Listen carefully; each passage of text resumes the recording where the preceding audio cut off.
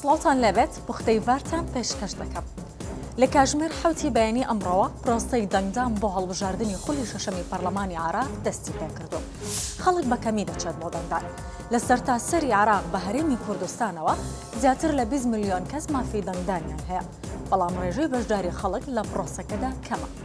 پەیامنێرانی ڤار لە ناوەندەکانی دەنگدان لە شارەکانی هەرێمی کوردستان بەردەوامن لە ڕووماڵکردنی پرۆسەکە و دەڵێن هەرچەندە ناوەندەکانی دەنگدان ناوی ژمارەیەکی زۆر دەنگدەری لێیە، بەڵام تانیوەڕۆ بەشێکی کەمی خەڵک دەنگیان داوە.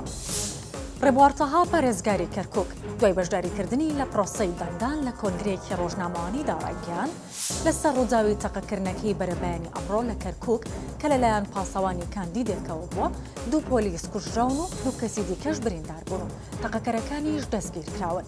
وەزارەتی ناوخۆی عراقیش دەڵێ لەسەر ڕووداوەکە 14 کەس دەستگیر کراون و ڕادەستی لایەنە پەیوەندیدارەکانیان کردووە. پارێزگاری دهۆک دەڵێت ئەوەی لە نێوان یەکێتی و پارتی ڕوویدا بانگەشە بۆ تێپەڕی. عەلی تەتەر پارێزگاری دهۆک کە هاوکات بەرپرسی باڵای پارتیشە لە وەڵامی پرسیارێکی ڤاردا لەبارەی پەیوەندیەکانی نێوان یەکێتی و پارتی گوتی ئەوەی لە کاتی بانگەشەی هەڵبژاردندا لە نێوان یەکێتی و پارتی ڕوویدا بانگەشە بۆ تێپەڕیوە. ئێستا ڕۆژی دەنگدانە و قۆناغێکی نوێ دەست پێ دەکات.